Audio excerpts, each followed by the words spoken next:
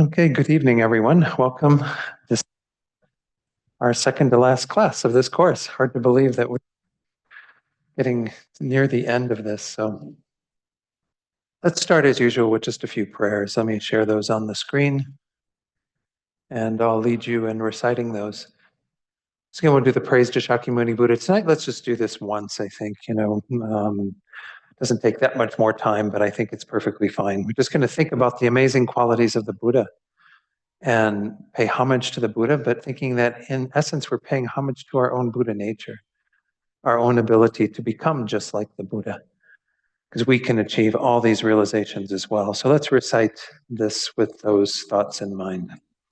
To the founder, the endowed transcendent destroyer, the one gone beyond, the foe destroyer, the completely perfected, fully awakened being, perfect in knowledge and in good conduct, Sugata, knower of the world, supreme guide of human beings to be tamed, teacher of gods and human beings, to you, the completely and fully awakened one, the endowed transcendent destroyer, the glorious conqueror, the subduer from the Shakya clan, I prostrate, make offerings, and go for refuge.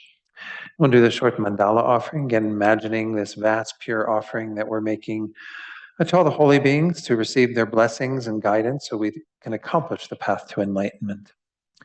This ground, anointed with perfume, strewn with flowers, adorned with Mount Meru, 4 continents, the sun and the moon.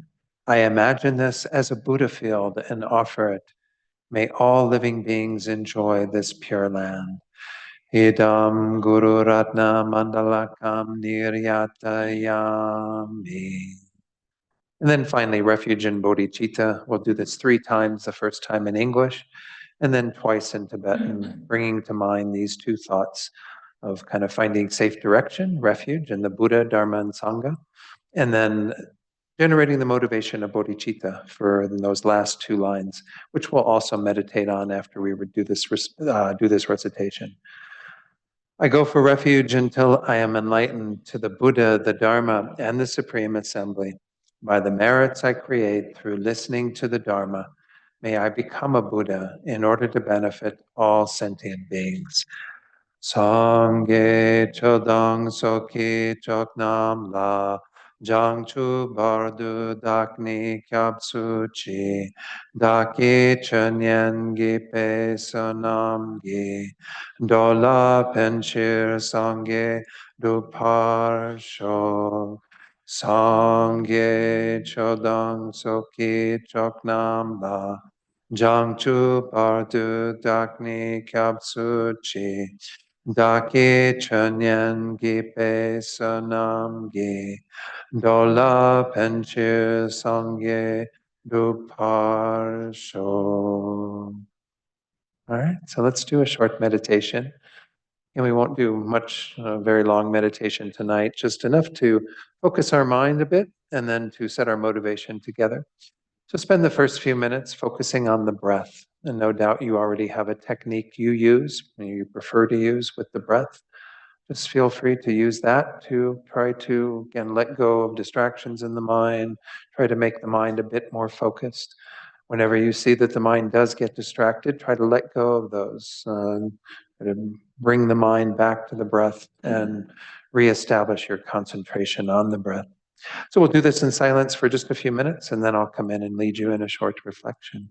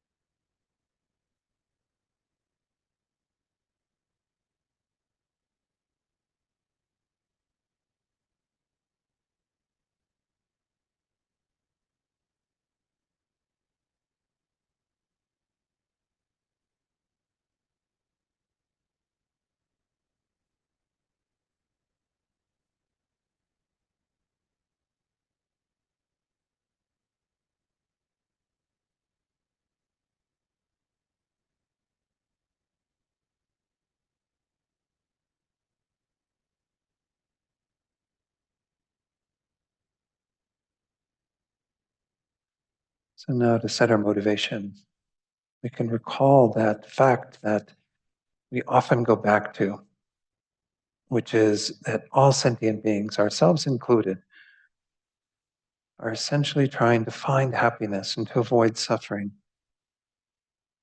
All of our actions driven with that purpose, that idea.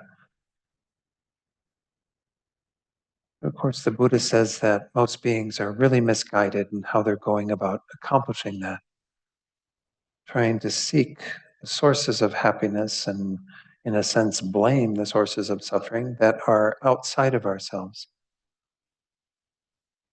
Whereas true happiness and freedom from suffering arise from within, in our own minds.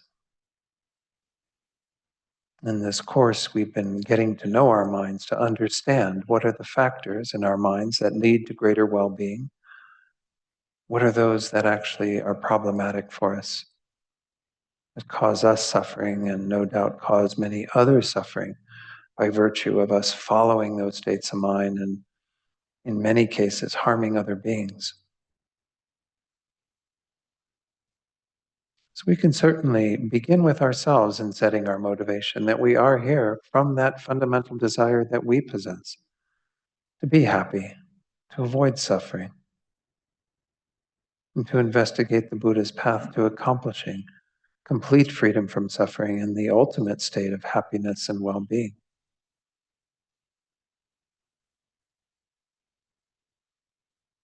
Because we live in a world of interdependence, though, it would be very selfish for us to simply look at our own needs, our own desires. We should be here ideally with the welfare of all sentient beings in our mind. Because all beings are in the same fundamental situation as ourselves. And moreover, we have met with these teachings that help us to understand how to create optimal well-being. So this is where we generate that motivation of bodhicitta, that wish to awaken fully, to become a Buddha, so we can then help others from that place of our own enlightenment to become Buddhas as well. So inspired by compassion for all beings, by a loving kindness that embraces them with a wish for their ultimate state of complete well-being, we generate that mind, aspiring to become a Buddha ourselves so we can lead others to that same state. And just hold this thought in your heart for a short while here to generate that motivation very deeply.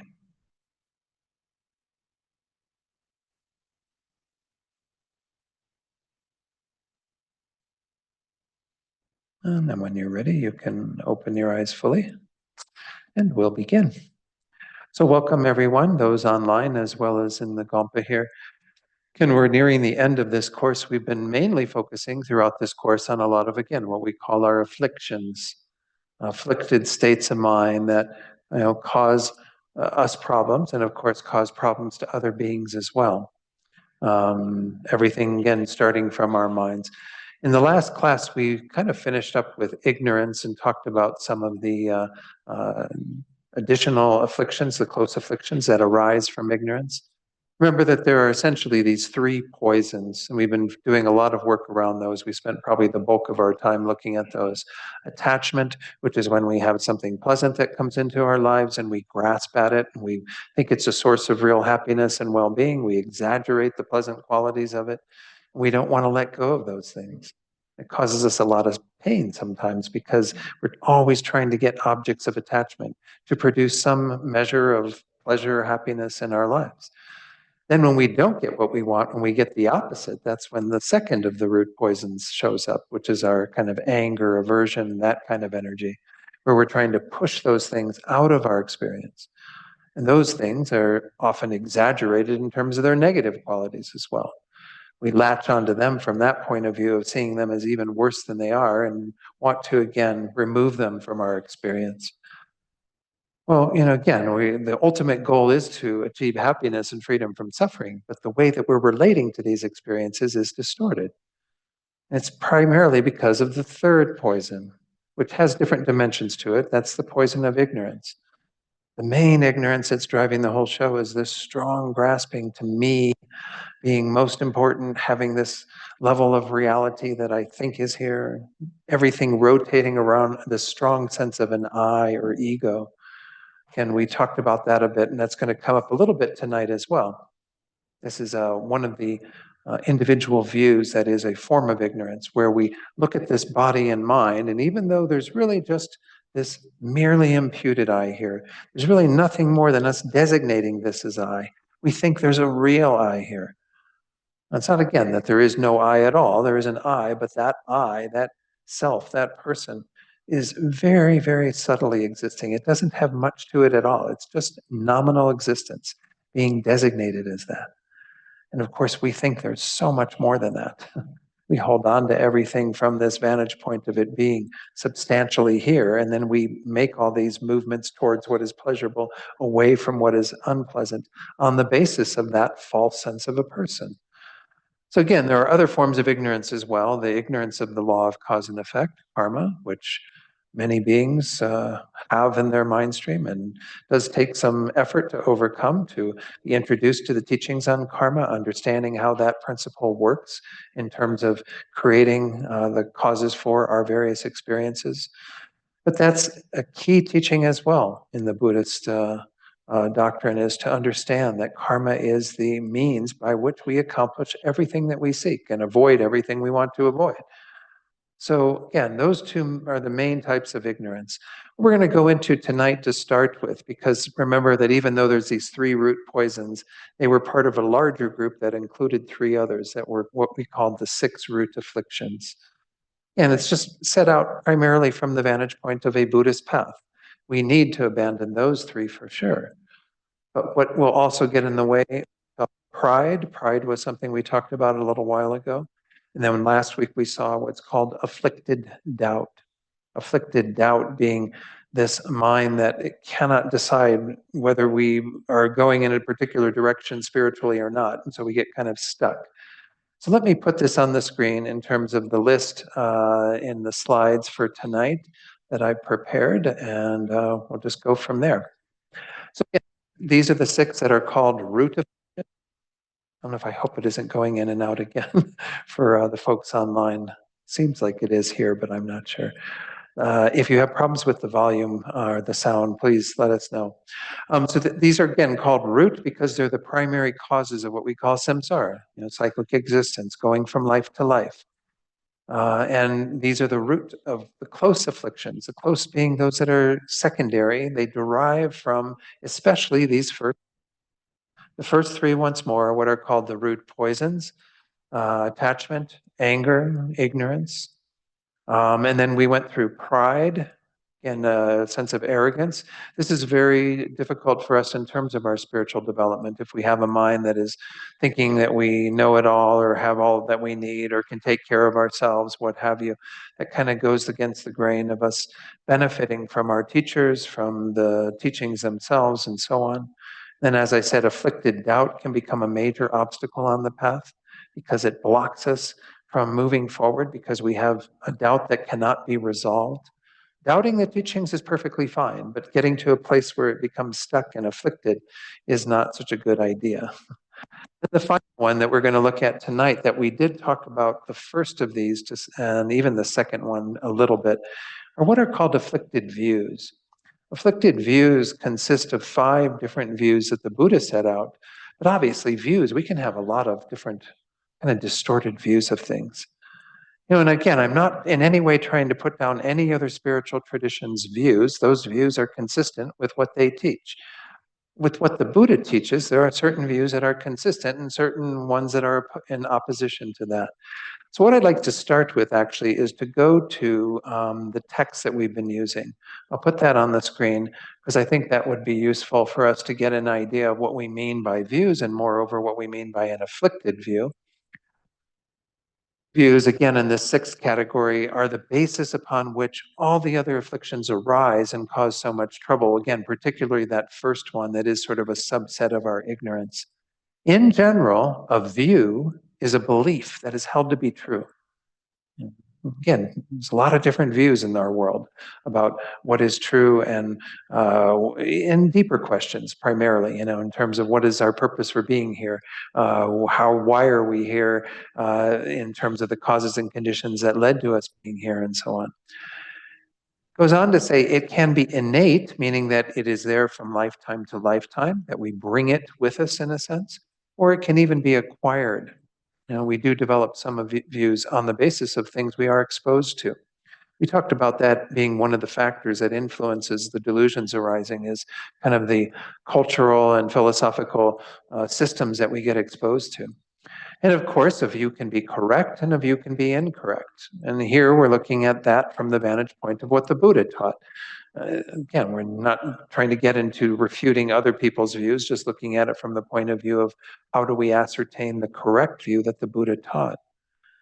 There are 5 incorrect or afflicted views that are mentioned here. The first is the ignorance mentioned above, and the other 4 are further mistaken conceptions based upon this ignorance. Again, I'm just going to review briefly the very first one, the view of the transitory group as a real I and mine. It says there, unaware of how a person is established to exist merely through this process of labeling I onto a physical and mental continuum that functions as a person. This mistaken view sees the body and mind, or some part of them, to be an independent, unchanging, real I. This is what I was just speaking to a short while ago. Or it sees them to be mine, the possession of an independent, unchanging, real self. So once more, this is the kind of the view that's driving the whole show. We have this false view that is innate with us. We bring this from life to life, but we do acquire some teachings sometimes that reinforce that strong sense of an I or a self. This is what's driving the whole show. Remember, very early on in this course, I had the tree of samsara, and the roots of that tree are this mistaken idea of me existing in this real way. I use real here kind of in quotes because we're not saying there's no reality at all, because that's this sort of nihilistic bent. That means that we would go to a place where we say, well, then I don't exist, and you don't exist, and Buddhas don't exist, and the world doesn't exist. And that becomes antithetical to what the Buddha taught. The Buddha did teach that things exist, but once more, they exist in a really, really subtle way. As was said there, just through this force of labeling or designating. So anything that exists in our world, we do this with, but the main thing that's driving the show is this sense of an I. There is an I that we think of in relation to this body and mind. That's the only I that exists, is that I that is merely labeled, merely designated, merely imputed by a conceptual mind. And everyone has a sense of an I that is essentially the I that I am in this life, that I'm identifying this collection of stuff as an I. When this life ends and my consciousness goes on to another existence, I'll do the same thing, but I'll have a different person in a sense, because I'll have different, and again, maybe even different levels of consciousness that would be arising on the basis of that body. So once more, this is a strong mistaken view or idea that we have, that we take from life to life, thinking that there's this real me that is the possessor of things, that is the I from which all of these experiences are kind of rotating around. And because of this distorted sense of a self, we are relating to everything in a distorted way, but everything else also we're holding to exist in this independent manner that is contrary to how they actually exist. Everything is merely imputed. There's no real table here. There's no real television screen there. There's no real computer in front of you or iPhone in front of you, whatever it is that you're watching this on. All of these things are merely imputed, a label we are giving to a collection of stuff that is the basis for that label that we all conventionally agree that's what we're going to call it. And I don't want to spend too much time. I've spent a couple of classes looking at this ignorance and trying to flesh it out a little bit. But the idea is that is really at the root of all of our problems, is this mistaken sense of an I. That's the first of these 5 views. We can say that the other remaining views that are there, and I'm not going to spend a lot of time on them. I think, again, they might not be as prevalent in our minds as that one in particular. The second one I might mention, though, before we go through the discussion of it in the text, is what's called extreme view. An extreme view includes these two kind of dimensions of a wrong view. One of the extreme views is where we are at right now. We hold everything to be concretely there. We think there is this real I, kind of reify things. We can call this the extreme of existence or eternalism. The other one is the extreme of nihilism, where when we start entertaining these ideas, we might think, oh, then nothing exists. As I was saying earlier, that's a mistaken idea. That's a mistaken view. Things do exist. Beings exist. You exist. You're here right now. You're listening to these teachings. That is, again, proof enough that there is a you. How that you or I exists is another matter. But we can't fall into that nihilistic bent. What we tend to do when we start looking for this perfect view, what we call the middle way, is that we fall into these two extremes. We either don't negate enough, so we're still clinging to something as being concretely there, or we negate too much. We negate mere existence along with this fictitious way that we think things exist. So essentially, what we have to do is find that middle way that is between these two extremes. But those are two false views. Let me go ahead and introduce you to those through the text, and then I'll share a little bit some other perspectives on that extreme view. Extreme view is on the screen now. It's called extreme views because, again, there are the two, the nihilistic kind of bent and then the more eternalistic bent. So once the idea of a concrete, unchanging, real self is established by the previous afflicted view, what I was just talking about, that view of this transitory group, such a self can then be seen to exist forever, surviving death and going on to the next life, kind of an eternalistic sense of a self that we think is concretely there. Or secondly, it can be completely extinguished at death, along with the body and mind, or even extinguished in a sense through our analysis, where we get to a point where we say, the I doesn't exist at all, and then we arrive at that conclusion falsely. No, that is not a correct view. It's not what the Buddha was telling us. Nothing exists. A lot of people, when they hear the word emptiness, which is what we're trying to realize, essentially the lack of that way of existing, think it means nothingness. It doesn't mean nothingness. It means that things are empty of that particular way of existing. They still exist. Again, very, very subtly. So then continuing that third line from the bottom, these extreme views observe the existing I and mind of one's own mental and physical continuum, that kind of mere I, but they hold the I as conceived by the transitory view that we just talked about to then be either eternal or annihilated at death. That we feel that there's no, again, substantial ground for the I to be there at all, and so essentially it can be seen in that light of being destroyed or annihilated. Let me share with you what Geshe Rabten says. I've been sharing frequently things from his, actually it's going to be from His Holiness. The Dalai Lama and Venerable Chuck, citing from this book quite a bit as well. Afflictive views first, this is the general introduction to this category, are either an afflictive intelligence, a corrupt understanding that regards the aggregates as being inherently I or mine. Again, that's the first of the five that we just looked at, or in direct dependence upon such a view, an afflicted intelligence that develops further mistaken conceptions. And of course, the further mistaken conceptions are extreme views. So again, in terms of these five, let's go on to talk a little bit about extreme views. The view of extremes, the Dalai Lama says, is an afflictive intelligence that, when referring to the I or mine grasped by the view of a personal identity, regards them in an absolutist or a nihilistic fashion. Again, those are the two extremes. You can call it absolutist, eternalistic, whatever. But you have these two extremes, holding on tightly to everything existing in a fictitious way or giving them utter non-existence. It prevents us from finding the view of the middle way free from those extremes. And it is a challenge to get to these two, but nonetheless, this is what we have to kind of invest our time in terms of doing the analyses. When we feel that it goes too far and we get to that place where we think we're negating too much, well, then we have to reaffirm that things do have some existence, albeit once more very, very subtle. So this is, again, an important one because it is the guideposts between where we don't want to be. You don't want to end up in this, off the road over here in terms of the eternalistic view, nor do we want to go off the road into a nihilistic view. Does this make some sense? And again, it's not something we encounter. That's one of the things about encountering the Buddha's teachings, particularly when it comes to these wisdom teachings. We don't really have that many examples in our life, perhaps. Yeah.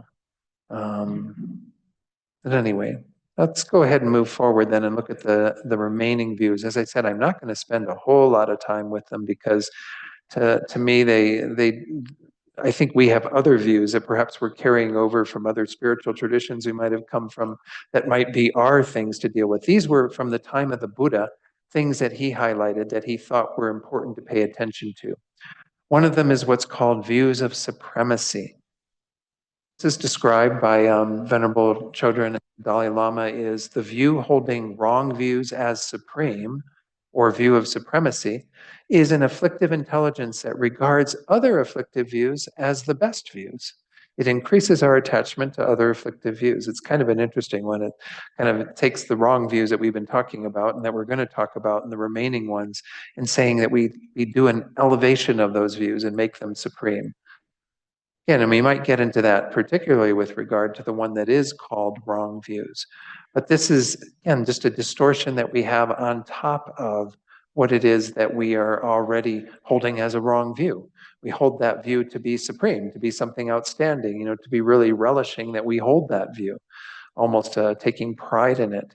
So let's look at how this is described in our text by Venerable Gyatso. He says, further of supremacy regarding mistaken views and the physical and mental continuum upon which they are based to be correct, supreme, and the best for gaining spiritual realizations.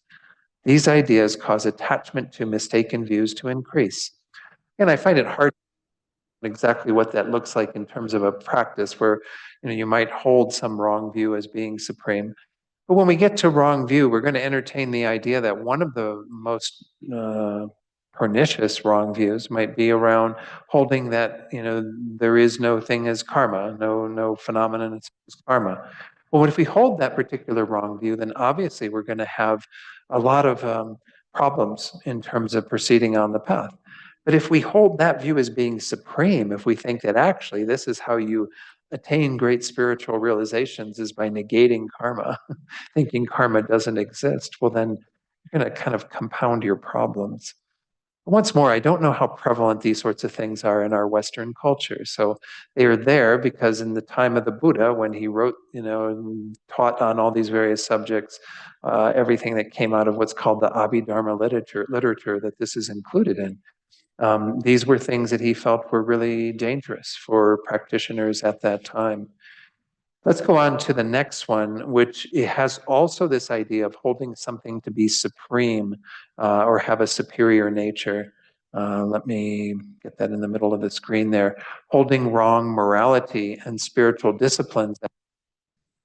This is described as saying these ideas see physical, verbal, or mental wrong actions to be correct and superior methods for attaining spiritual qualities. Not only do these practices fail to achieve their aims, they become the cause of unwanted and unexpected suffering. So what is that talking about? Well, it's said that at the time of the Buddha, there would be these ideas like if you made animal sacrifices to deities or whatever, that would help you to achieve enlightenment. Well, again, from a Buddhist perspective, taking the lives of animals isn't a virtuous practice to begin with. Doing it in a spiritual context, thinking you're going to gain great spiritual realizations by virtue of doing that, would be one of these views that's holding these types of conducts to be supreme. Now, when I think about that in our modern context, I sometimes think about, well, what about all the kind of new age things that are out there that encourage people to do this and do that, and there'll be sources of great, spiritual development or what have you. Again, I'm not trying to put those things down, really just looking at it from the lens of the Buddha's teachings that these things might be useful in some manner, but to put all of the kind of superiority on those and say, oh, well, these are what I'm going to trust, not trust the Buddha's teachings. Maybe you'll go to some clairvoyant that you'll get a reading on tarot cards or something, and they'll tell you you should do this and you should do that and blah, blah, blah, blah, and give you all this guidance that you should follow spiritually. But you totally neglect what the Buddha is telling you to do. I guess that's an example of someone who holds something as being supreme or superior that may or may not have some foundation to it, but we should primarily be holding what the Buddha taught to be what we rely upon. And that's what we mean by refuge when we recite the refuge prayer at the beginning of each of these classes. It's about, in our own hearts, reaffirming our sense of safe direction in these teachings. That's what we're primarily relying upon. Nothing wrong with going to a tarot card reader for entertainment and to get some kind of insight or what have you. But to put all the onus on that and to neglect what the Buddha taught would be one of these kind of views of superiority of these particular actions. Again, I think it's not as much of a traditional example, because I think there's another one where in the time of the Buddha, where they said, like, if you had like a trident that was in the ground below a cliff, and if you fell onto it in a particular way so that the trident pierced you at these particular points, you would attain liberation. I mean, a kind of outrageous idea, right? To fling your body on some weapon or something, thinking that it's going to free you from samsara. Again, distorted views. So I think with all of these, we do have to kind of look at our own minds and say, well, to what degree am I not putting kind of all my money on the Buddha's teachings? Again, if that's where you're at, I'm not making any assumptions about everybody in the room, everyone online. If you are really convinced of the Buddha's teachings, then that should be what's guiding you, not necessarily all these other things, or following, what someone else says about what you might gain from this or from that or what have you. So that's the idea behind that. Let's go ahead and look at the definition that's given, a description that's given by the Dalai Lama, Venerable Chodron. The view of rules and practices is an afflictive intelligence that believes purification of mental defilements occurs by engaging in ascetic practices, inferior codes of ethical conduct, and mistaken practices that are inspired by wrong views. It is the basis for wasting time on incorrect modes of practice that do not lead to our spiritual goals. And that's the problem with them. Again, if you're putting all the onus on that, but you're not following what the Buddha taught, well, then it's kind of a waste of time. I don't want to, be too strong on that, but I do think that we have to be careful. Where is our real refuge? And what is it that we really believe in? The last one is called wrong view. All of these are afflicted views, and we've been using this term kind of wrong view or wrong this or that. Wrong view here is a very specific category of mistaken views, afflicted views. It's an afflictive intelligence. Again, all of these are defined as an afflictive intelligence, meaning that there's some wisdom there, but the wisdom is afflicted. Remember, wisdom is not a virtuous mental factor per se. It can be when we know things correctly, but we can have distorted intelligence or wisdom. Anyway, this denies the existence of something that in fact does exist. For example, karma and its effects, past and future lives, and the three jewels, the Buddha, the Dharma, and the Sangha, or that believes a divine creator or primal substance to be the cause of sentient beings. It functions to prevent us from engaging in virtue and to lead us to create non-virtue. Now remember, we talked about that ignorance, that is ignorance karma of the law of cause and effect. This is different. Wrong view is where you actually hold to the opposite.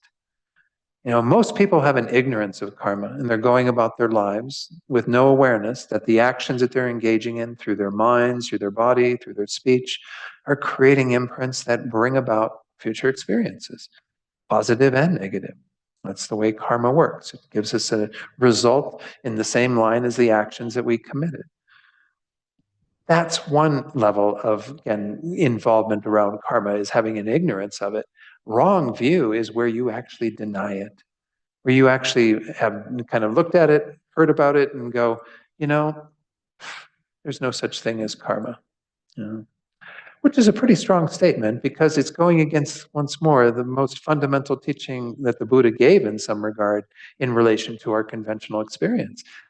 Karma is guiding the whole show, whether we want to just control what's going on in our lives and our experiences from lifetime to lifetime, or whether we want to achieve these higher goals of our own liberation. our own enlightenment, we need to rely upon the teachings on karma.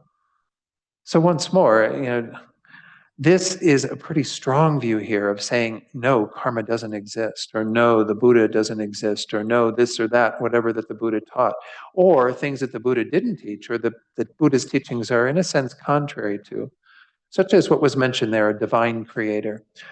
Again, I'm not trying to, through this view, I'm not putting anyone down who believes in a creator God who is behind the scenes doing all this. In Buddhist terms, though, it's superfluous. It's not needed. Why? Because karma is the force through which everything happens. Karma is the force through which we have the experiences in samsara and all the things that we interact with in this world, our own bodies, everything is a product of our own karma. So it's not necessary. It's not a that is taught in Buddhism because it doesn't ring true with what the Buddha taught. The Buddha said everything is a product of karma. I think in the book that we're using, Venerable Gyatso's book, he even mentions at one point maybe God is karma. Well, if you think God is karma, that karma is what God is, well, then maybe you could bring those two things together. But it would really be up to those who have a theistic view and believe in a creator God to define what that is, because that's their view. Buddhism does not adhere to that concept. They don't say that there is something that we call a creator God who's behind all of that. So wrong views can be kind of both things. We can deny things the Buddha taught, or we can uphold things the Buddha, in a sense, negated or didn't, uphold. Because they do lead to different results. I remember Venerable Rabina, one of the first teachings I had from her, she was talking about how, if you do believe in a creator God, then it makes sense to follow the rules of that God. When Moses came down with the Ten Commandments, or when, the things that Christ taught in terms of his teachings, if he's the Son of God and what have you. Well, then if you're a creation of God, it makes sense to follow the morality that God sets out. That's not how Buddhism looks at it. Buddhism looks at it as the Buddha isn't a God. The Buddha is simply a being with that knowledge, that understanding that we too can develop. And the Buddha sees from that omniscient mind that this is how things actually happen. Karma is the cause. Everything is happening on the basis of the actions we've done in the past. And everything in the future will be a product of what we are doing now, and so on. So essentially, we have this whole process that is taught in Buddhism, that we can have this distorted wrong view of, where we completely deny these things. But I want to point out here, because I do think it is important that we don't take this as solely being in this category of utter denial of karma, but also we might look at the ways that maybe we haven't fully accepted karma. Maybe we're all kind of in between, or some of us are in between, a full acceptance of karma and all the facets of it and a complete denial of it.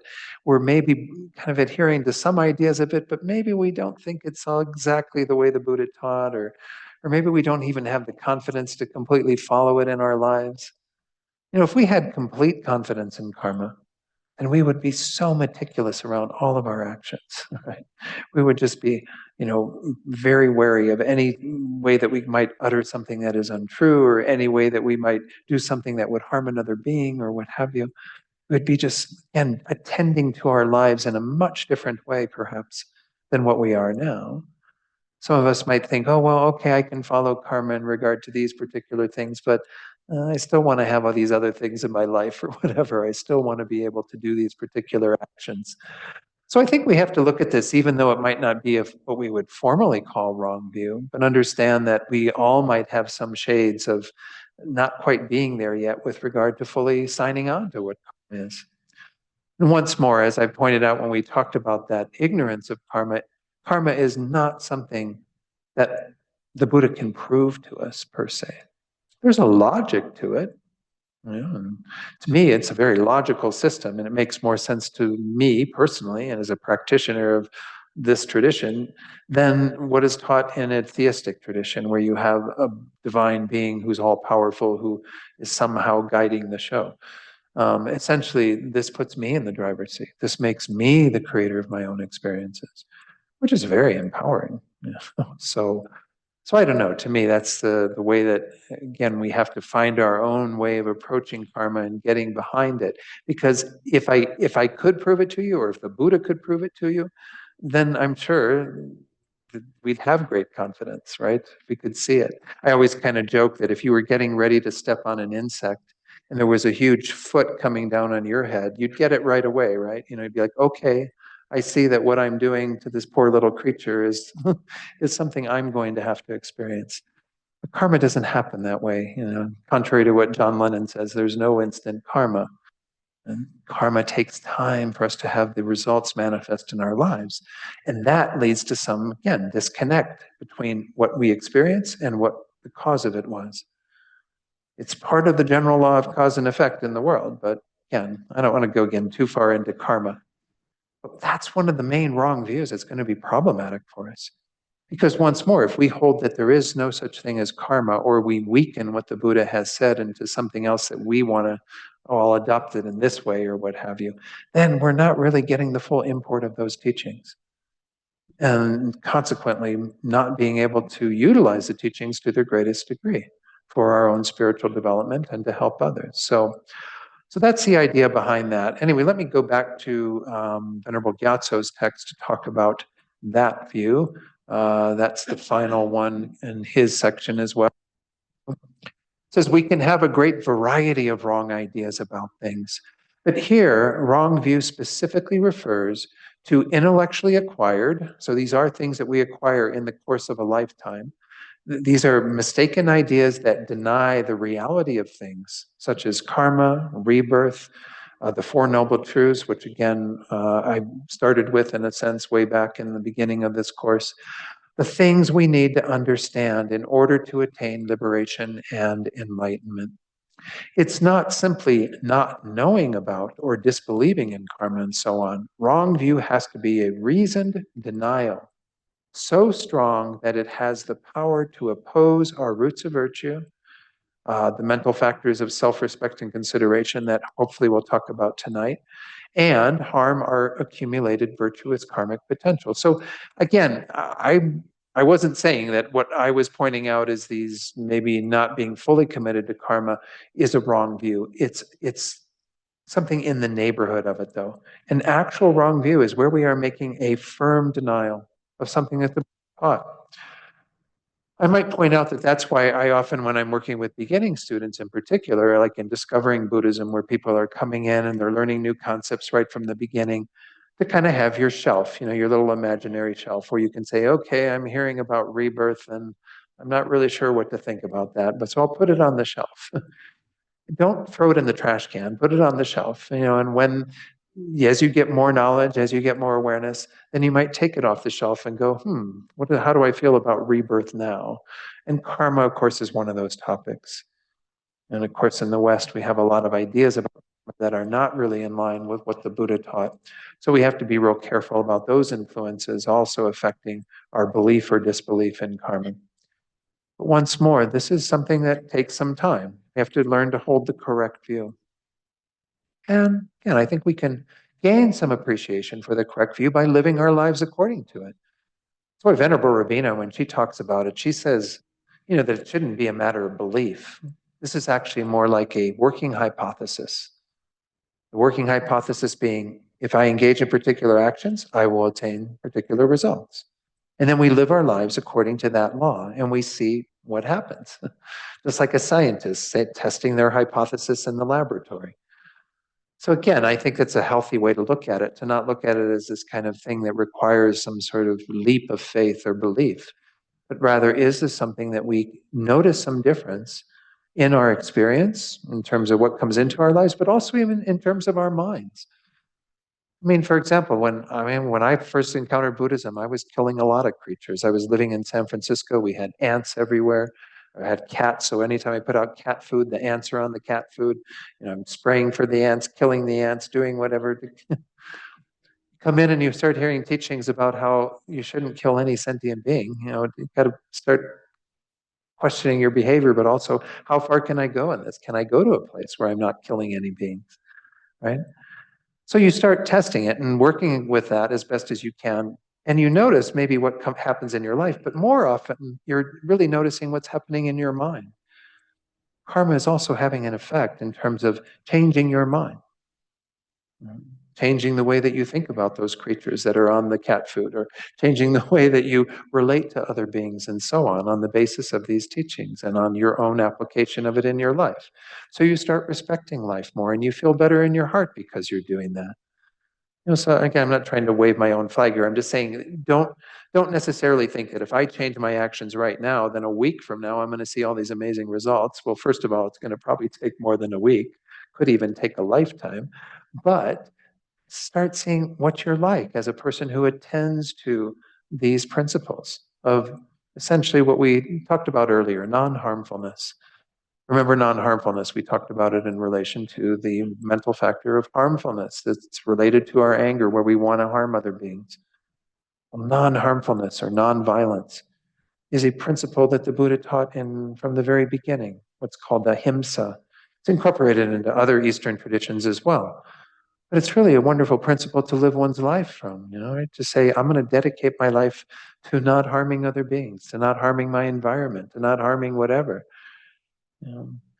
So again, you might feel like you're becoming a better person because you're signing up for that type of behavior. So I'm just trying to give you tools to work with these ideas around karma, because it's particularly dangerous in terms of the wrong view that denies karma.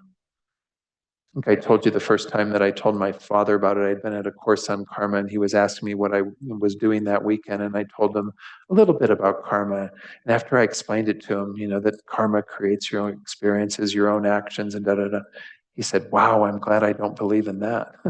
and I felt kind of bad that I was like, creating some kind of potential wrong view in my father. But, and he wasn't Buddhist. He's not Buddhist. He's not pretending to be Buddhist. He really didn't entertain the idea that much. He just heard it and thought, wow, I'm not sure I really like that.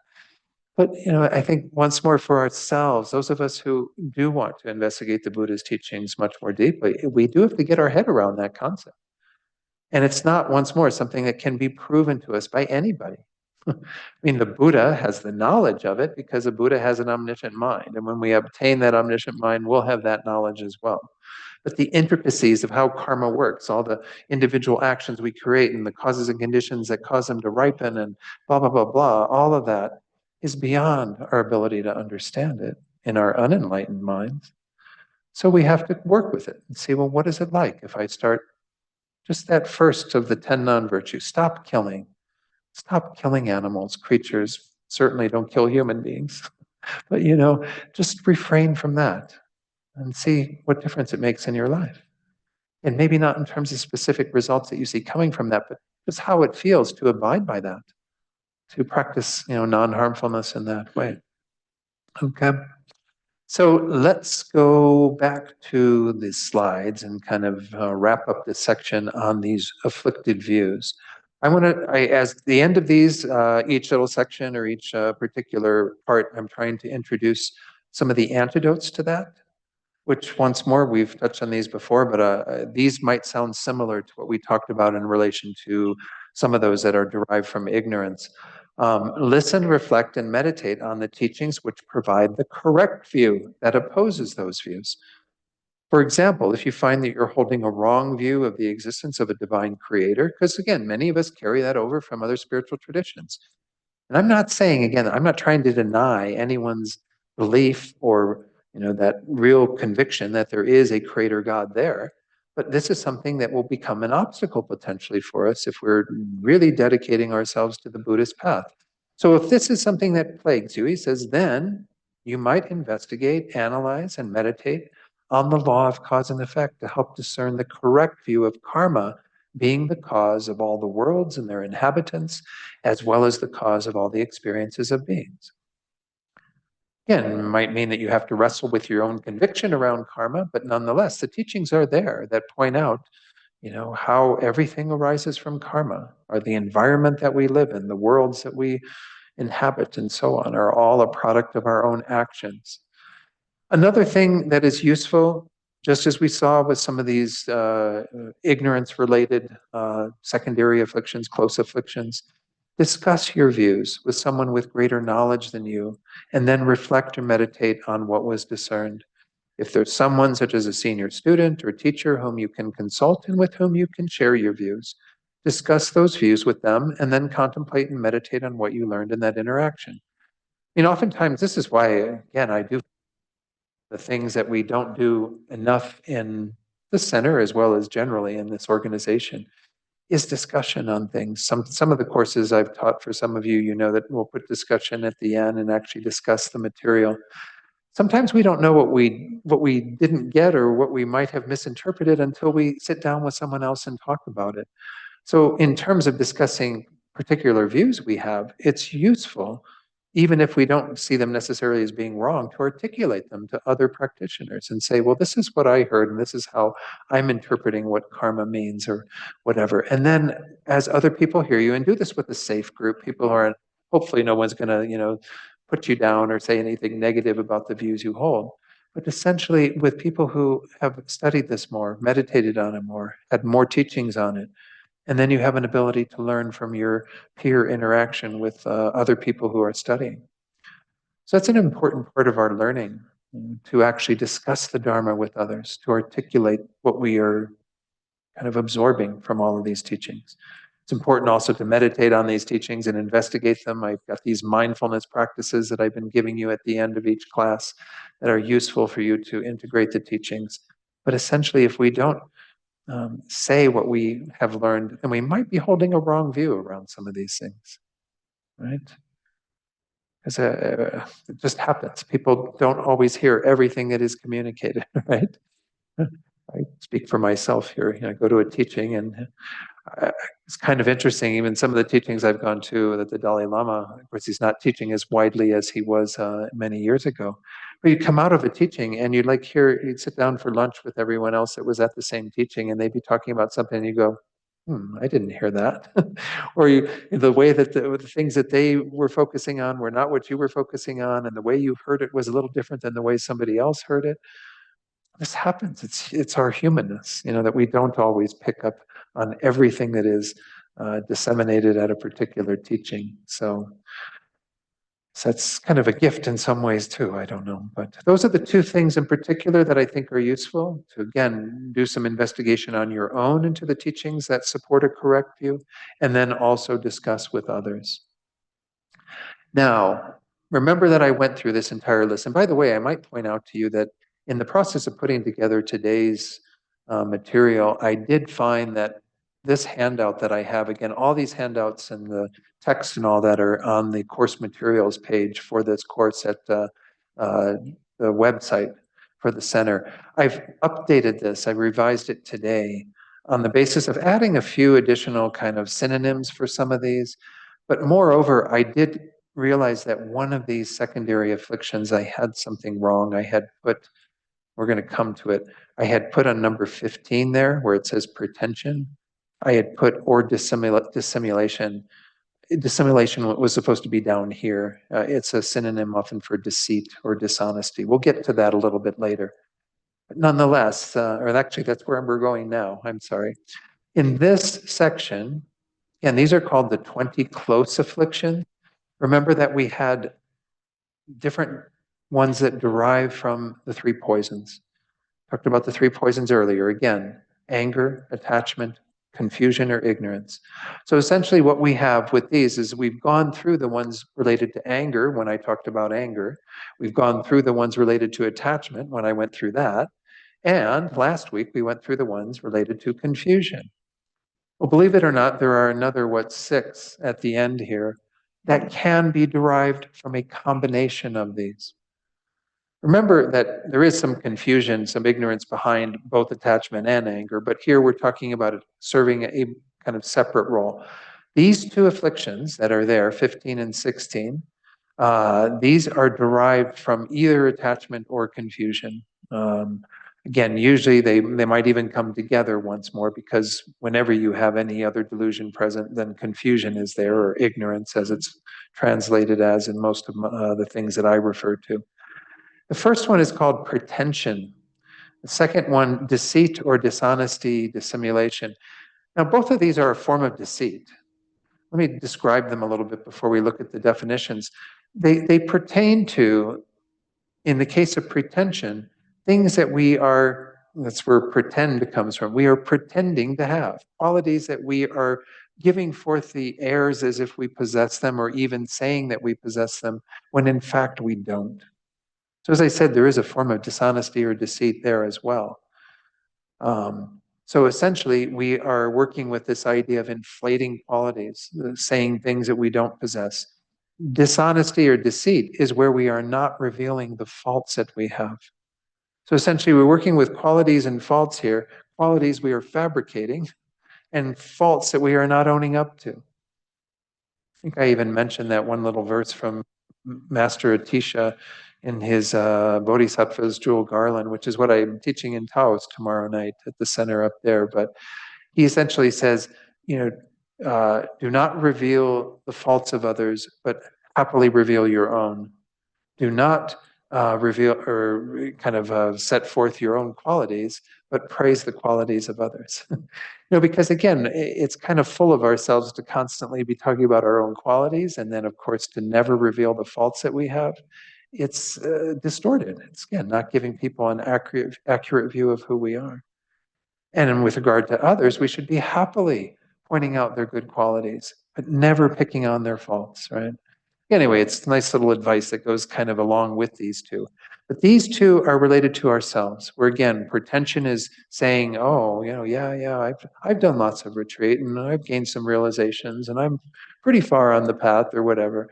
It has maybe some prideful elements to it as well, but it's essentially an attachment to maybe gaining some praise from others on the basis of putting forward qualities we don't possess, or that sort of thing. So again, it can come from attachment. It can also come from ignorance, because with that, we are not attending to good behavior, right? We are lying, essentially. We are putting forward something that is not correct.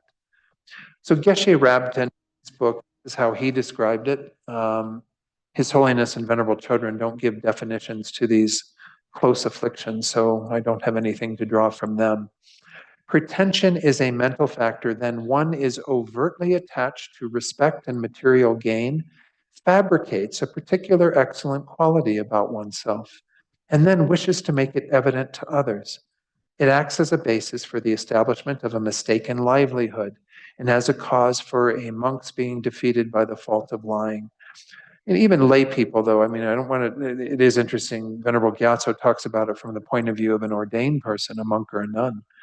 But as lay people, we have to watch out on this too. This can lead to gaining wrong livelihood, where, we put on airs, we pretend to be, it's essentially hypocrisy. That's right, putting forward that you're much better than you actually are. So you give that impression to people with the aim of gaining their admiration, their respect, maybe even their material support. Why monks and nuns are pointed out here particularly is because with them, they have to be extremely careful about their livelihood. Lay people should as well. But remember that monks and nuns are essentially renouncing worldly life generally. Now, some monks and nuns find they still stay active in the working world and continue to have a job and whatever. But in general, they're kind of renouncing the worldly life. This is what the role of monasticism is in Buddhism. When they are receiving alms and other donations, offerings, or what have you to support them, they have to be really careful about how they acquire those things, right? Because if there's any kind of lying or dishonesty involved in all of that, it's not gaining money in a very healthy way, right? I mean, essentially, it's kind of interesting. They do say that there are 5 means of wrong livelihood, and this is one of them, where you kind of put on these airs or have some way of deceiving others in regard to who you are, so that they think you're much different than you are, and then they give you money because of that mistaken idea. But, there's nothing wrong with asking somebody for money. It's kind of interesting. Monks and nuns, I don't know, maybe they feel out of humility they wouldn't necessarily do that. But I think this is something too for us as mostly lay practitioners who are gathered here in Zoom as well as in the Gompa, that we should look to that as something we should be sensitive to, and recognize that it is useful to help those who are ordained, because most of them are kind of taking those vows with the intention of not being engaged in the sort of material world and what have you. But they do have to be extremely careful about how they acquire the resources that they have. So pretension is this, again, distorted way of presenting oneself so that other people think you're better than you are, right?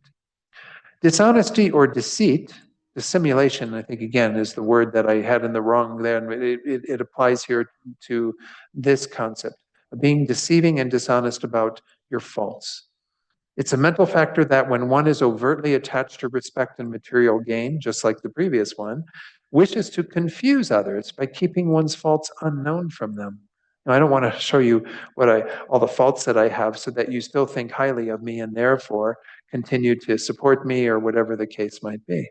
It has the function of not giving a clear response to questions, right? If somebody asks you, well, how was your meditation today? Oh, I meditated for several hours or whatever. I mean, if you can't give that answer because you're not really doing that, you're actually trying to hide the faults that you have of not practicing as well as, that person's expectations might be, well, then you might not give a clear response to the questions. You might even, again, lie in the process of that. And of causing an interference to obtaining, this is an interesting phrase, properly directed service. I'm not sure what that all means, but essentially it's kind of, again, not getting the support that one needs. You kind of create that karma. Why these two these are the mental factors, these are the mind states, but often our actions follow from that, right? So we have a mind of pretension, thinking, oh, I'm going to present myself as having greater qualities than I possess. And then I actually say it, or I behave in certain ways so that people get that impression. And of course, the other one, the deceit, I have faults, but I've already determined I'm not going to reveal those faults. And so then tie myself in knots trying to be around people and answer their questions and whatever to make sure that they don't see how I actually am, the faults that I actually possess. And again, we're doing that out of this motivation of attachment and, of course, an ignorance of how that is not a right way to go about making one's living and, of course, relating to people.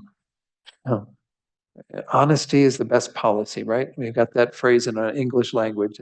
It's so true. It's like once you start getting into this place of distorting how you present yourself to others, then it becomes this hole you fall into and you can't ever get yourself out of, right? Because you have to keep lying, keep pretending, keep putting forward wrong information, all right? So that's one of the things that, again, why these two are being highlighted and kind of put together generally. So let's go to, I think I have one more comment maybe on these two in my slides. Well, I've got the antidotes. Let's take a look at what Venerable Gyatso says about these first. Now for this, I'm going to have to jump to, that's the chart. Let's see. We go to about, oh, that was too far. Okay. Page up here. Okay, here they are.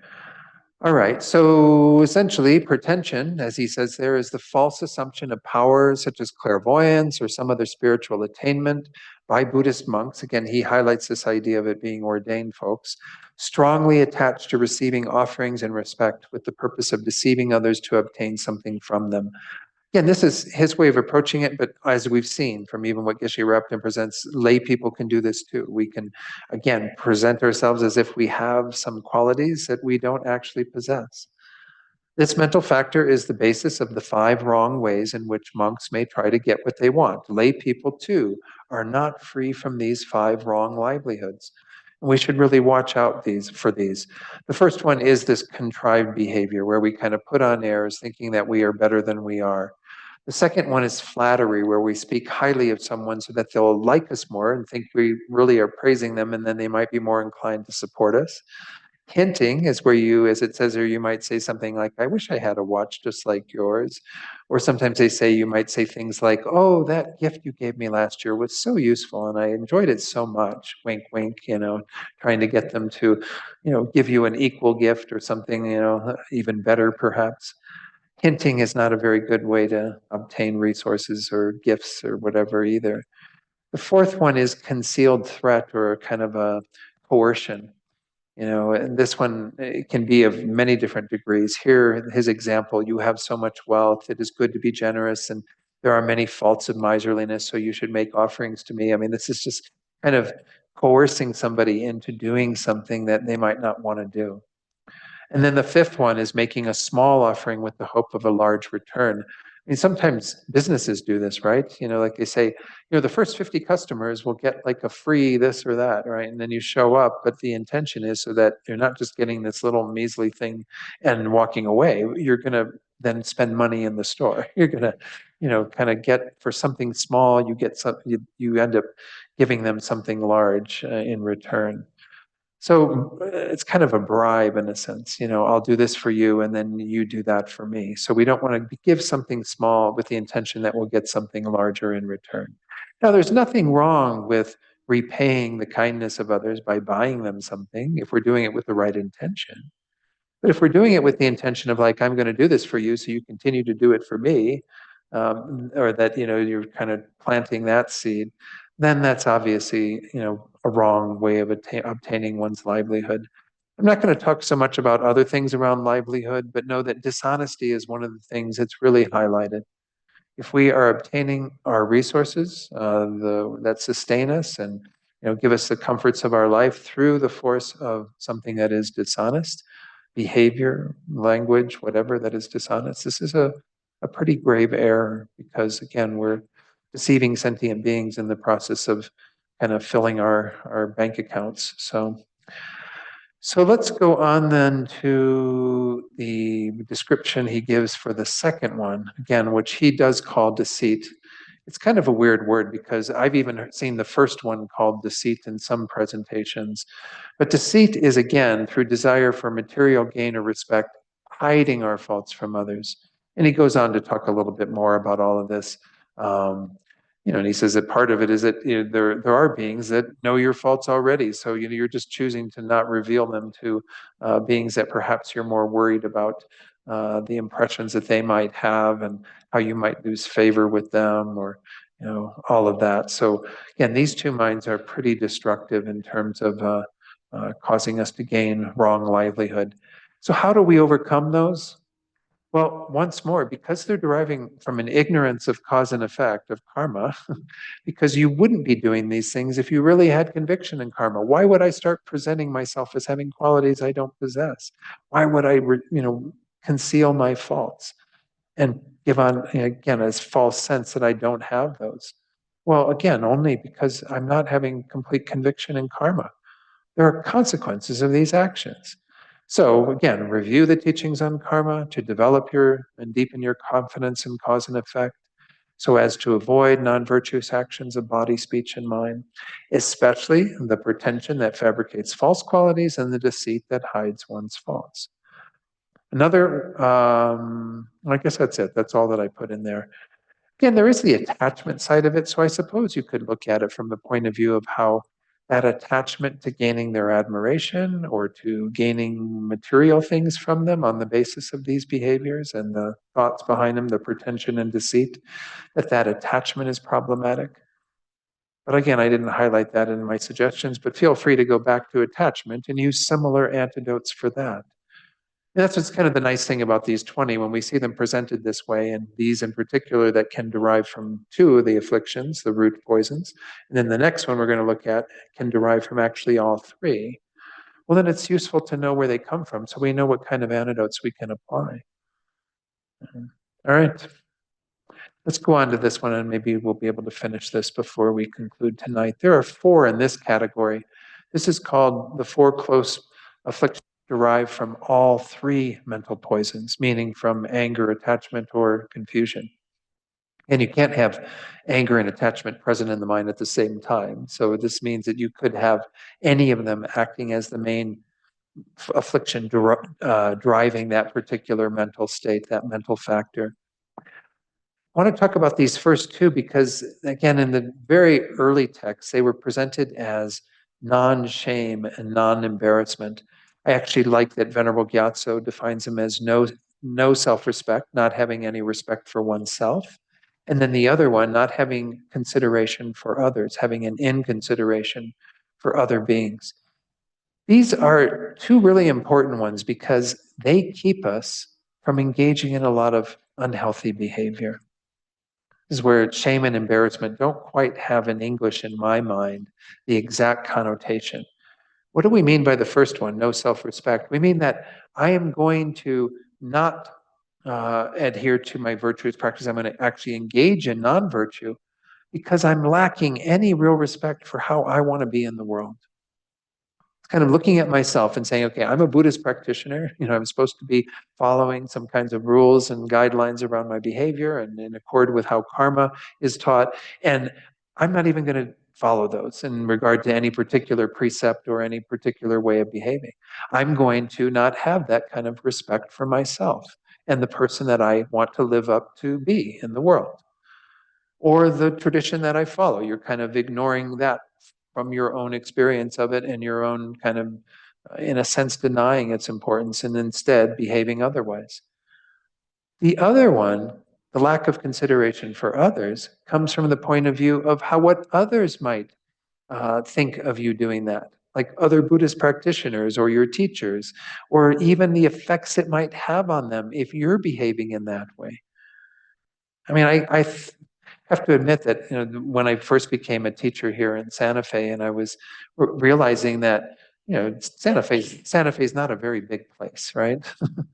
So I could be, sitting in a restaurant and have an argument with like the wait person or whatever, and have some people witness that, and then potentially show up at the Buddhist center and go, "Oh, there's that guy that was being rude to the waiter at the restaurant," and maybe like walk away from the Buddha's teachings or whatever. So we do have to think about how our behavior, I mean, whether you're a teacher here or whether you're a student here, or whether you're just a Buddhist practitioner, wherever, we do have to think about the effects that our actions have that are negative on others. Not just making them embarrassed for us or whatever, but also having some potential impact on making them seen in a less way. Like, say you're on a plane and you're reading a book by the Dalai Lama or something, and then you get really angry or upset at the person who's behind you, who's maybe, making some noise or something. Well, it doesn't reflect well on His Holiness even, or Buddha's teachings. We have to think about how that is also involved in the actions we do that go against the grain of what we're trying to follow. So these two are from two different perspectives: from myself and how I want to uphold the principles that I want to live my life by, or from the point of view of others who I want to have some consideration for because they might be affected by the things that I do in this sort of indirect way. So that's the idea behind those. And again, these are where you lack either of those factors. So let's talk about those two first, because I think they are often paired together. So again, this in this context is called shamelessness or no self-respect. Non-shame is a distinct mental factor that does not avoid the unwholesome, either for reasons of personal conscience or for the sake of the Dharma, right? So here we might subscribe to being a Buddhist and following the Dharma, but we're not going to take it that seriously in this particular situation. We're not going to have the kind of self-respect that wants to uphold those teachings. And our personal conscience, we're going to kind of let that go and just behave in a contrary way. So it says there, it acts as a supportive condition for all root and proximate afflictions and as a basis for spoiling the guarding of one's vows. It is the opposite of the wholesome mental factor of self-respect. We're going to talk about those. Self-respect and consideration for others are two of the virtuous mental factors. They're the opposite of this, where we actually do think about how we want to live our lives and what the Dharma has taught us, and then make decisions on the basis of that. And then, of course, have the consideration for others and how they might be affected by what we do. In consideration for others, Geshe Rabten says, the second of these two, or these first two, again, often called non-embarrassment or lack of consideration, is a mental factor that, without taking others or their spiritual traditions into account, wishes to behave in a manner that does not avoid negative behavior. It acts as a basis for causing others to lose faith in oneself and to become agitated. Of course, it can also result in losing faith in the Buddha's teachings or in other teachers of Buddhism. That's that example I had of reading a book by His Holiness or something. It has the function of spoiling an immaculate conduct. Kind of these two get in the way of us behaving well in the world. And that's why, I mean, I think the word shame and embarrassment, first of all, shame in the English language has such a negative connotation to it. Like, we're supposed to shame ourselves or something. It's not the intention behind the use of that word. It means, again, we're not respecting ourselves in the way that we should. And how do we want to be in the world? Do we want to, I mean, I think it's often useful to kind of feel like, I mentioned this in a previous, I can't remember if it was here in a teaching or what. What would it be like if someone was filming you at that particular time, behaving in that way, and you had to watch it later, like, and see, okay, this is how I'm behaving. So I'm not talking about the other person and their feelings about it. I'm talking about how do we look at ourselves and go, wow, you know, would I be disappointed that I behave that way? That's kind of the idea behind the self-respect. The idea behind the consideration for others is, and not having that, is that we're neglecting what others, the effects that we're doing that might have on those people, those beings who are in our same tradition or other practitioners, what have you. People that, again, we're not necessarily going to directly harm, but the way that we're behaving, uh, kind of the things that we're doing, are going to potentially cause them problems. We're not really having a consideration for them and how they might be impacted by that. So let me finish off these two. Geshe Rapton says, a person who lacks both of these, self-respect and consideration for others, consequently has no sense of restraint in their conduct and is driven uncontrollably by the forces of their other afflictions. Their activity becomes like that of a car in which the brakes have failed. So essentially, these are our brakes, he's saying. These are what keep you from going to that negative place. Now, before I talk about the opposites of them, the two among the 11 virtuous factors, let's go ahead and take a look at what our text says. Venerable Gyatso, again, this is on page 122 in your book. No self-respect is an attitude of not restraining oneself from committing a negative action by not caring about a personal code of ethics. Like you don't care about the Dharma, you don't care about your own self-integrity. I think actually the self-respect is in His Holiness's book called Integrity, which I kind of like that. It's a nice translation as well, where we have kind of our own personal integrity, saying, okay, I'm going to uphold this because I think it's important to me. It's how I want to be in the world. In consideration, on the other hand, is the mental factor of not abstaining from unwholesome activity by not caring about the opinion of others or the effect the action has upon them. Okay. So then he goes on to say at the bottom there, no self-respect and inconsideration assist many other afflictions to arise, because when they are manifest, we have no power to abstain from non-virtue. We engage in it without hesitation. They are said to be the roots of all non-virtue. So it makes some sense. These are, again, the things that are guarding us, that are the brakes that we need to put on and say, okay, I'm not going to go to that place because I want to be better in the world, or I want to be concerned about how others are affected by how I am in the world, especially those that are it's going to look and kind of reflect negatively on them. In the second one, the first one, I was like, think about what it would be like to watch a video of you behaving that way. I'm like, is that really how I want to be seen in the world? The second one, you might think about what it would be like if your teacher missing you at that time, and if you've got a guru in particular that you feel you're very close to. Well, what is it like when you're behaving in a particular way to think, what if Lama Zopa was right here? What if His Holiness was right here? What if they were witnessing me in that way? It would almost be, this is where they use that phrase or that term embarrassment for this, but it's almost an embarrassment that other people are going to feel about us, like, oh God, look at how Don's behaving, I taught him better. You know? So that's kind of the idea behind it, is that we think about others in that second one, but here we think mostly about ourselves. How do I want to be in the world? How does that reflect on me? Again, not getting totally caught up in this sense of a I and a me. I think Venerable Gyatso goes into that a little bit when he talks about the virtuous mental factor, which I'm not going to share all of that. Let me finish off these two, and then that's all we're going to have time for tonight. We'll finish off the 4 close afflictions that are related to all 3 mental poisons next week. So let me talk about these. I've already touched on them by virtue of their opposites. These are the two that are virtuous that they are uh, opposed to in regard to the negative ones, the afflictions. Integrity or self respect, shame, avoids negativity for reasons of personal conscience and self respect. It enables us to restrain from harmful physical, verbal, and mental actions and is the basis for ethical conduct. Again, nothing new, just His Holiness and Venerable Chodron's words. Geshe Rabden, on the same topic, says self respect is a distinct mental factor that avoids evil. I think he'd like to use evil, and Stephen Batchelor liked that term whenever many years ago when that was translated, but kind of avoids negativity for reasons of personal conscience or one's own spiritual tradition that, again, one has subscribed to. It has the function of restraining harmful conduct of body, speech, and mind, and is a basis for all moral disciplines. The other one, consideration for others, this is how His Holiness describes it. It cares about the effect of our actions on others and avoids negativity for their sake. It enables us to restrain from harmful physical, verbal, and mental actions.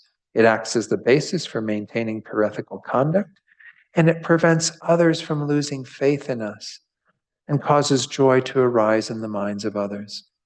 This is essentially what Geshe Rabden says. I don't know that I need to read that because it's the same four benefits that he talked about, His Holiness.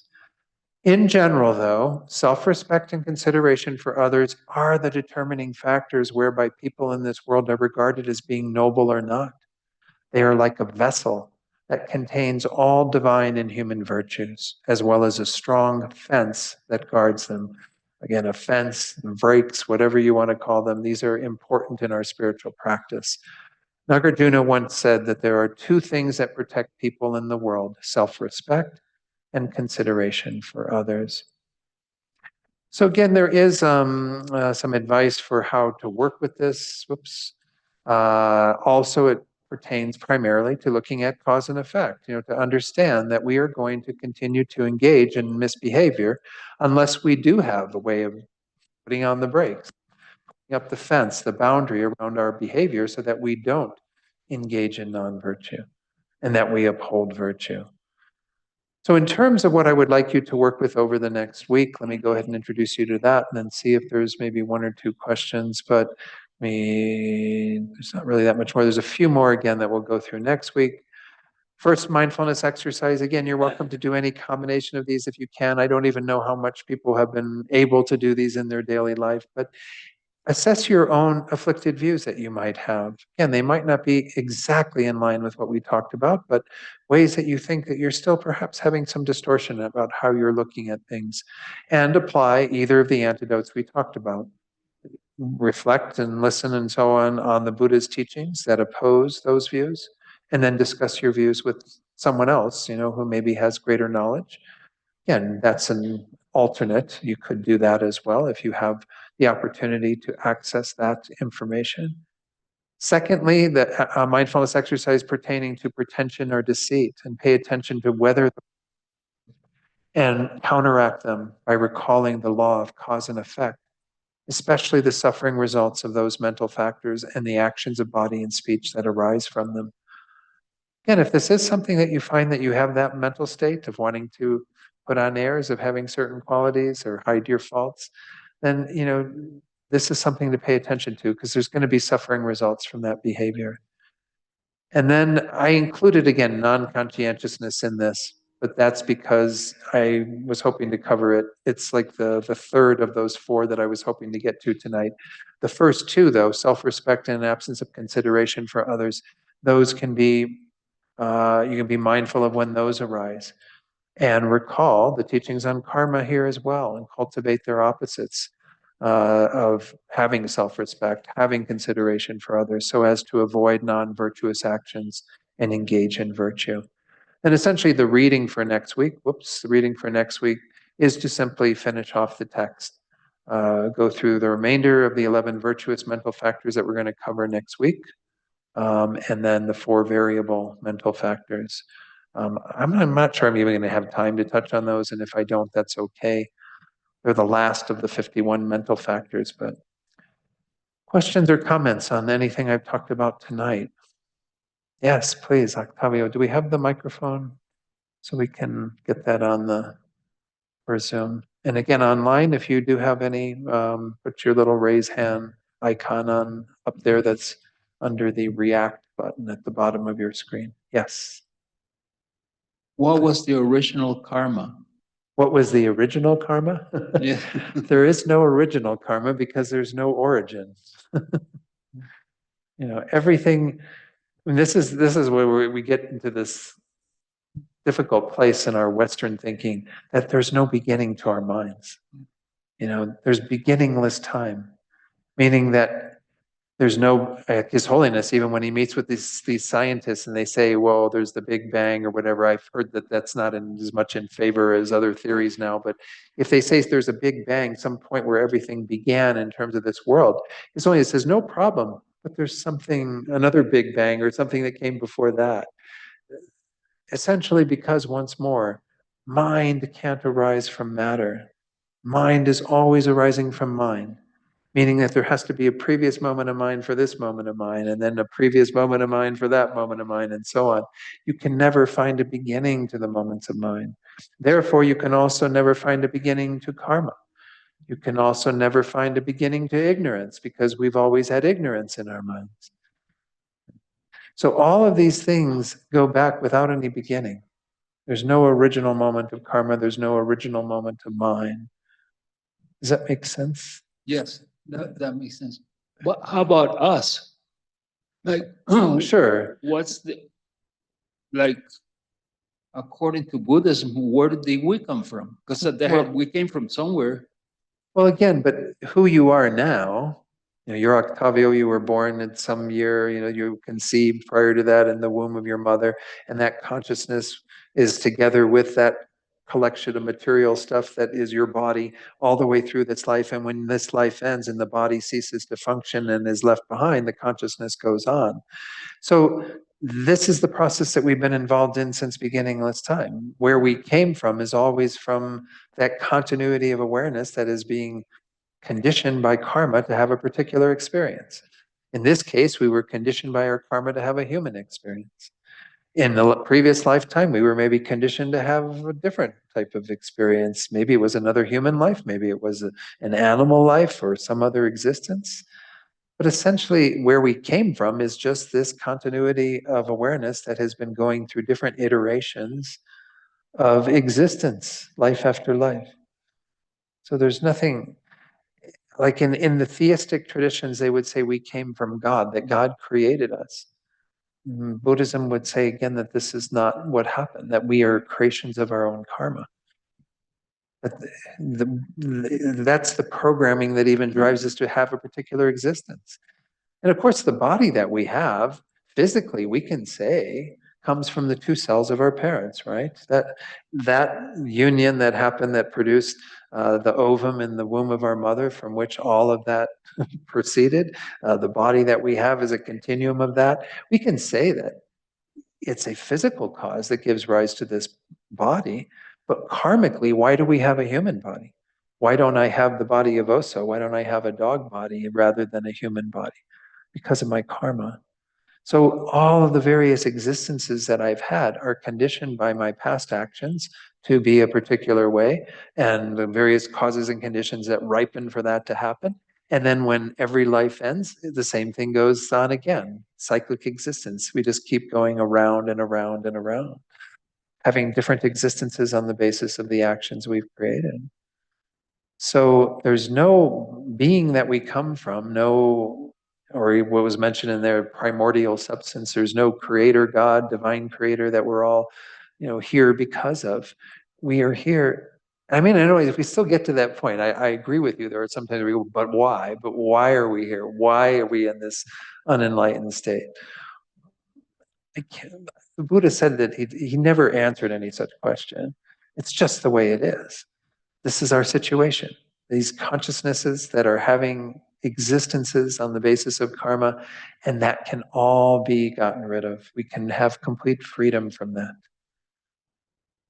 The way that he compared it, he used the example of like a burning house. If you were in a burning house, suddenly you realize there's flames all around you. You wouldn't sit there and go, well, I wonder what the cause of this fire was. I wonder where the fire came from, where you'd get out of the house. And so the Buddha, in a sense, is telling us, don't spend too much time thinking about why you're in this situation in terms of trying to find some kind of final answer, especially since he says there is no final answer because it goes on without any beginning. Rather, hear what the Buddha is teaching as helping us to be free right now from the burning house, free from samsara, become enlightened and help other beings to get out of this mess as well. So I think that's what you're getting at to some degree, Octavio, is like, well, but then why are we in this situation? Why are we going from life to life in samsara? Well, yeah, it's because of the ignorance we've had since beginningless time that has polluted our minds, that has perpetuated all of this. But where did that ignorance come from? There's no original ignorance. There's no original mind. There's no original karma. There's only this process that's been going on since beginningless time, with no absolute point where it started, but it can come to an end. Meaning that, our consciousness never ends, but we can bring this conditioned existence to an end.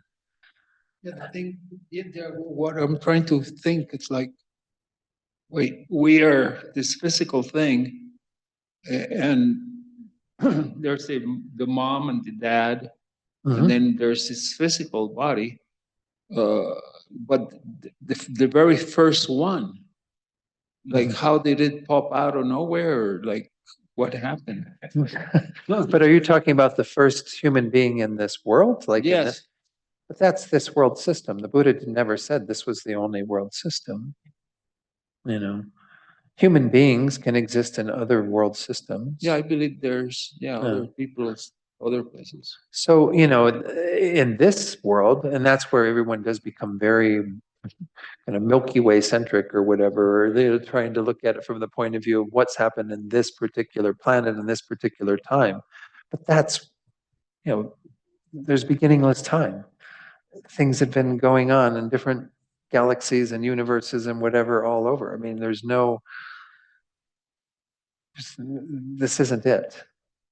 I think that everyone in these theistic traditions thinks this is it. This is the exact thing that we're talking about, this life with these human beings and so on. And even if this world comes to an end, if we annihilate ourselves through atomic explosions or the planet ceases to function for human life or whatever, it doesn't mean the end of humanity and it'll never be a human rebirth again. It just means this world system has come to an end and will exist in another realm. Okay. Okay, I have another question. There is no divine being. No divine creator, yeah. Divine being, but there's divine virtue. Divine virtue. Well, again, we have to look at what the word divine means. Even in Buddhism, they talk about divine beings that are these worldly gods. They have a rebirth that's better than a human. The gods and the demigods, you probably heard of this existence. We sometimes call those divine beings or divine realms, but they're not divine creators. That's the point we're making. I didn't say there are no divine beings. There's no divine creator in Buddhism, meaning a being who is in charge of creating the entire world. Because even some of the Vedic traditions in that, I believe, hold to that idea that there's Vishnu or Brahma or whatever, that's kind of the being from which this whole world came. Buddhism would say that's not needed because this world comes from our karma. Okay. Thank you. Thank you. So I don't know if there were any other questions, but it's already 8:36 here, so maybe we wrap up. Again, we have our final class next week, so I'm hoping if you do have some questions, please do. I want you to have a chance to ask them, so write them down and be sure to bring them to next week's class. Again, there's some of this, like I said at the end, that I don't necessarily need to cover so much. The variable mental factors is worth touching on a few things there. But I'm really hoping that, again, through our investigation, you're gaining some knowledge of what's all going on in your mind. What are these various things that you can begin to pay attention to and change your experience? And by virtue of that, move closer to enlightenment. So let's dedicate with that thought that everything that we've done will become the cause for that result. Due to the merits of these virtuous actions, may we quickly attain the state of a Guru Buddha and lead all living beings without exception into that enlightened state. May the supreme jewel bodhicitta that has not arisen arise and grow And may that which has arisen not diminish, but increase more and more. Let's do the prayer for His Holiness. As we're reciting this, think we're creating the causes for His good health and long life, all of His holy wishes to be fulfilled, but also the same for all of our precious teachers who are still with us in this world. The wish-granting, wish-fulfilling jewel, source of every single benefit and happiness in this world, to the incomparably kind Tenzin Gyatso, I beseech, may all your holy wishes be spontaneously fulfilled. And let's just do some thoughts around Rinpoche rather than reciting that 4-verse prayer, dedicating for the very quick return of Lama Zopa Rinpoche, so we can benefit from his embodiment, giving us guidance in this world once again. And then let's dedicate for all the other beings we're holding in our hearts, whoever they might be, whatever suffering they might be experiencing. May it be removed immediately through the force of what we've done here tonight. And may these beings also find all the causes that will lead them to true peace and happiness. We want these same results, not just for those beings we're holding in our heart at this moment, but for all beings. May they all be free from suffering and find the happiness they seek. Okay, thank you all very much. Again, next Wednesday, we'll conclude this course. Keep in mind, we do have a really virtuous period of time coming up. Next, not this Friday, but the following Friday is Losar. And the first 15 days of the new year, the Tibetan New Year, are very important for practice and for engaging in lots of virtue. I'll actually be leading a retreat for most of that time at Vajrapani from March 8th through 15th, but essentially it goes up to the 14th, from February 28th through March 14th. I'm just giving you a little kind of encouragement around thinking about what you might do during that time. There's lots of activities happening at all of our centers, I'm sure. So, okay, thank you all, everyone online. Thank you, Sheila, for your hosting there. Thank you, Lou, for hosting here. And thank you, Octavio, for your question. It was good questions. Thank you all. Be well. Have a good week.